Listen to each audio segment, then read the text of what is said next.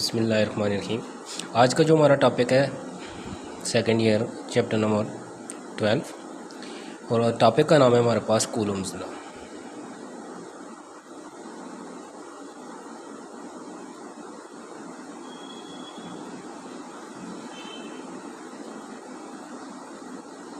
कहते हैं what is Coulomb's law. Coulomb's law है क्या?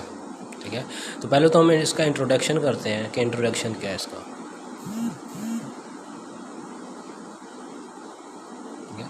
कहते हैं इंट्रोडक्शन के कूलम्स हमारे पास जो है ये एक फ्रेंच फिजिस्ट था जिसने 1785 के अंदर, ठीक है, अपना एक लॉ पेश किया। और वो लॉ ये था कि इसने क्या किया कि इसने कहा कि जिस तरह हमारे पास न्यूटन लॉ ऑफ ग्रेविटेशन के अंदर ये दो मैसेज होते हैं, ठीक है, M1 और M2, ये जो दो मैसेज हैं किसके अंदर, न्यूटन लॉ ऑफ ग्रेविटेशन के अंदर, ठीक है, वो एक दूसरे को अगर अट्रैक्ट कर सकते हैं तो क्यों नहीं फिर हमारे पास ये जो स्मॉल चार्जेस जो होते हैं Q1 और Q2 ये एक दूसरे को अट्रैक्ट या रिपेल करते हैं या नहीं करते।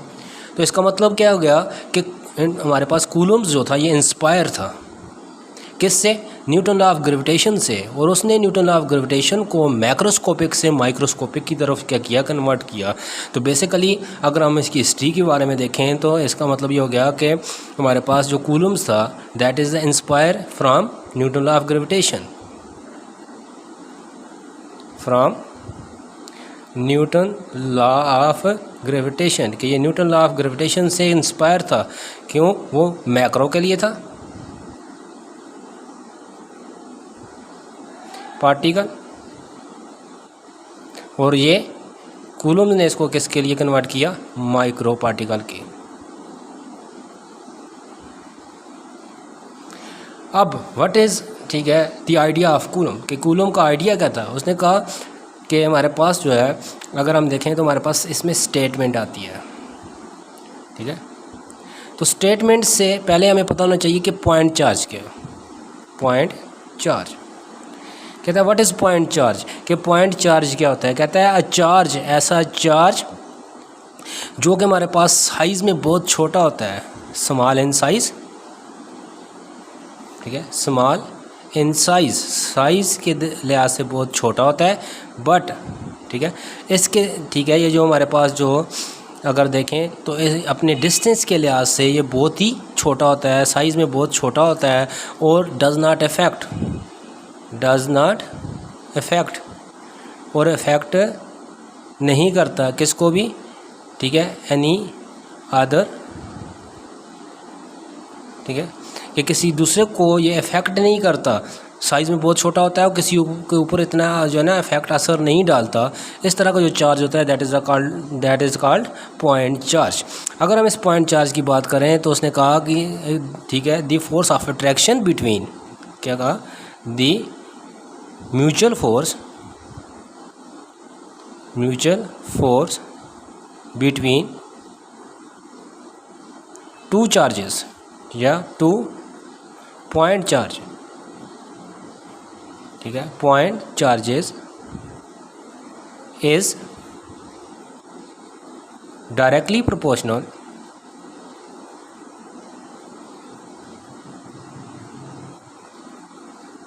To the magnitude of the product, ठीक है, to the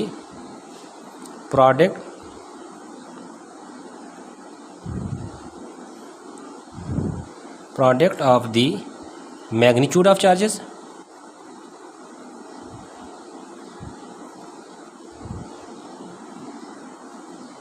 and inversely proportional, ठीक है, and inversely proportional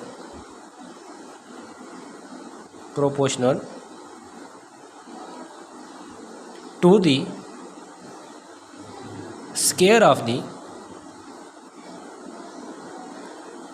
distance between them,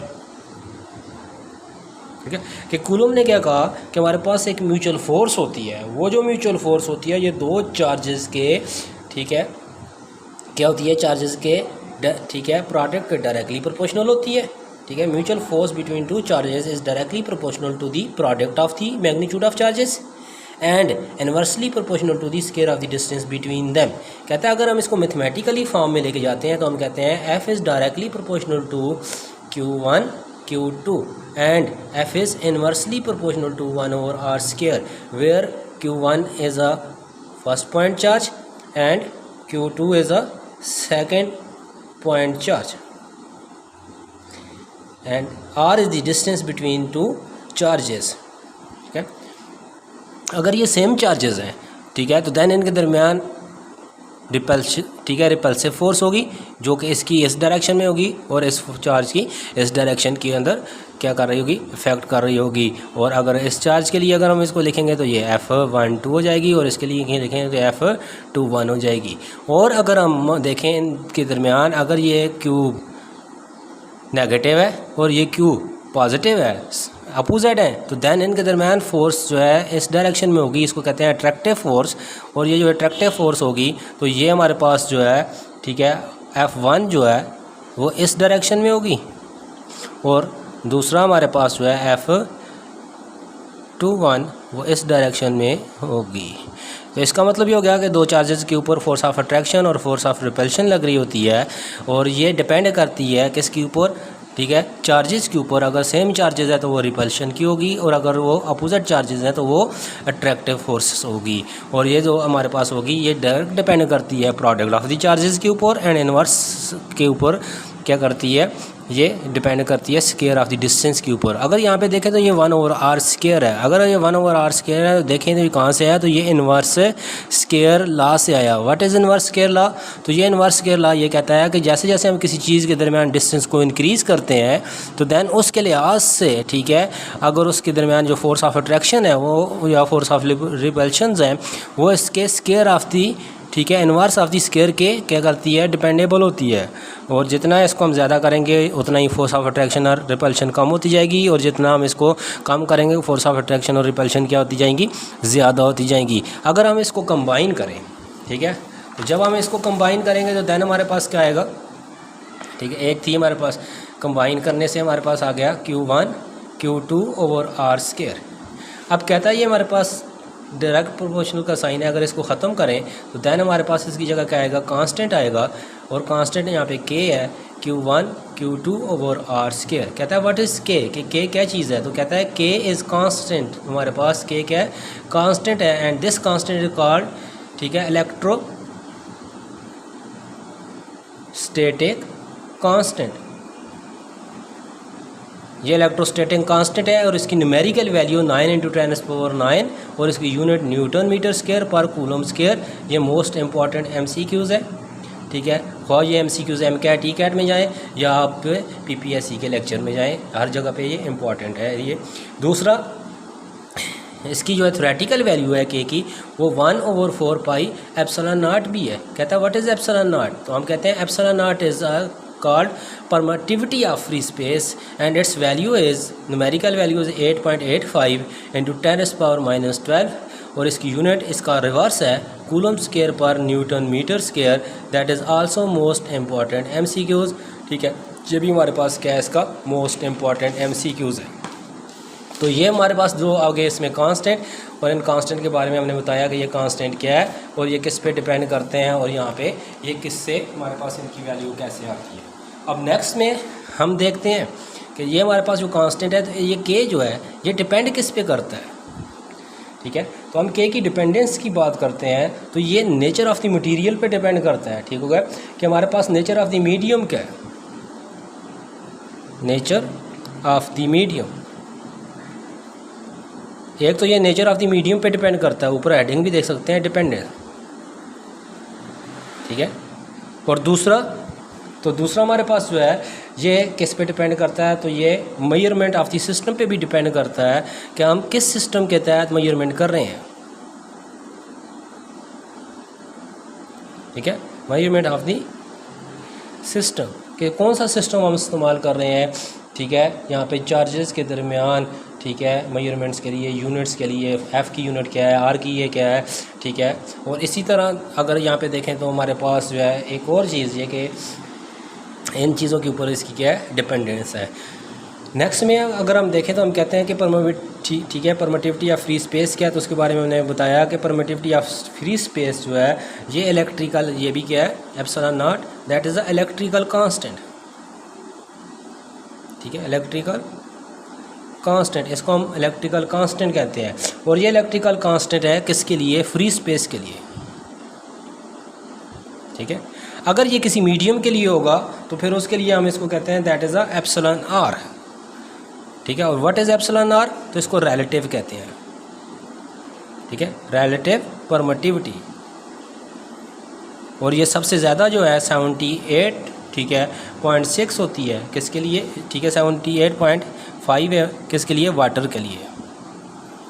और ये सबसे कम जो है वो हमारे पास के उसके लिए होती है, फ्री स्पेस के लिए। और फ्री स्पेस के लिए सबसे कम वैल्यू जो इसकी है वो कितनी है, वो हमारे पास 1 होती है, फ्री स्पेस, ठीक हुआ।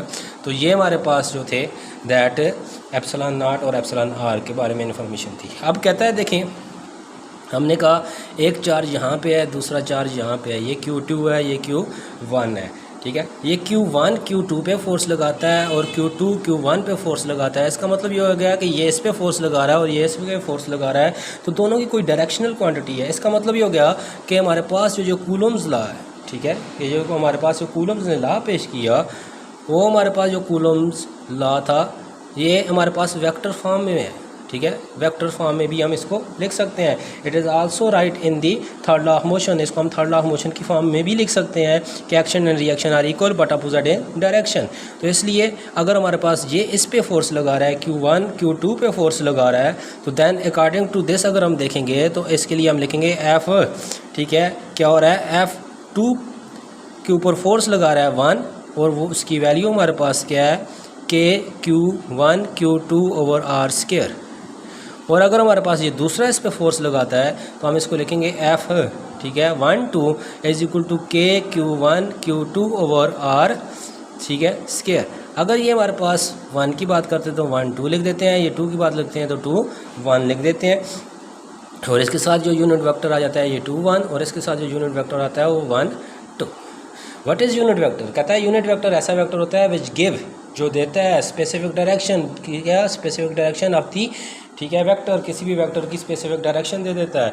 अब इसके मुताबिक अगर हम देखें तो हमारे पास, ठीक हो गया, हमने कहा कि एक हमारे पास फोर्स है F12 और दूसरी हमारे पास फोर्स है F21।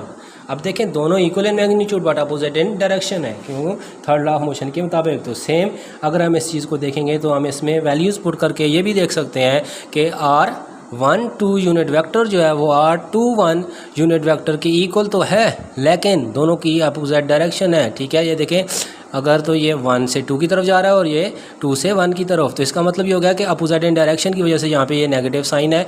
और अगर इसमें वैल्यूज़ पुट कर दें तो हमारे पास ये थर्ड लॉ ऑफ मोशन की फॉर्म बन जाती है।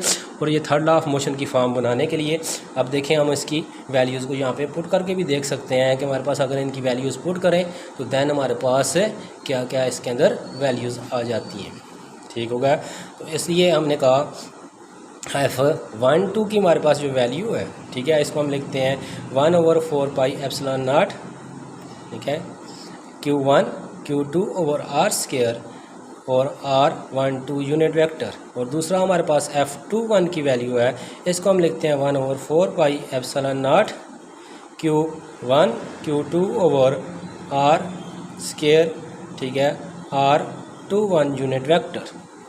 अब ये जो हमारे पास जो इक्वेशंस आ गई हैं, इन दो इक्वेशंस को अगर हम देखें, ठीक है, तो इन दोनों इक्वेशंस से हमें एक चीज़ मिलती है, और वो चीज़ ये मिलती है कि ये दोनों हमारे पास जो इक्वेशंस हैं, ठीक है, एक हमारे पास 1 2 के लिए और एक दूसरी हमारे पास 2 1 के लिए, अगर हम इन दोनों को, ठीक है, देखें तो हमारे पास एक नया रिज़ल्ट मिलता है। और वो नया रिज़ल्ट ये है कि हम इस इक्वेशन को लिख सकते हैं रिवर्स करके।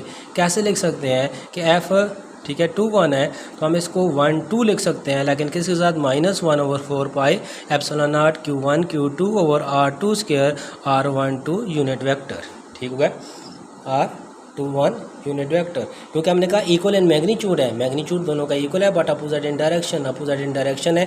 हमने इसको रिवर्स किया, देखें कि हमारे पास 2 1 था, 2 1 को हमने 1 2 में अगर कन्वर्ट किया तो दैन हमारे पास इसके साथ क्या आ गया, नेगेटिव साइन आ गया। वो नेगेटिव साइन जो है इसको रिवर्स कर देता है, ठीक होगा। अगर हम देखें तो हमारे पास 2 इक्वेशंस बन गई हैं, एक इक्वेशन ये है, दूसरी इक्वेशन हमारे पास ये है। दोनों देखें तो F12 की वैल्यू बन रही है, दोनों को हम अगर देखिए कंपेयर करें तो देन हमारे पास बन जाता है R12 यूनिट वेक्टर, ठीक है, is equal to R21 unit vector, लेकिन इसके साथ क्या गया, नेगेटिव साइन। और ये जो वैल्यू अगर हम देखें तो हमारे पास जो है ये किससे बनती है, ये F, ठीक है, 12 वेक्टर की यूनिट है, और ये आपके पास F21 की हमारे पास यूनिट वेक्टर की वैल्यू है। अगर हम देखें तो हमारे पास वो फार्मूला जो है वो किस फॉर्म में चला गया, वेक्टर की फॉर्म में चला गया।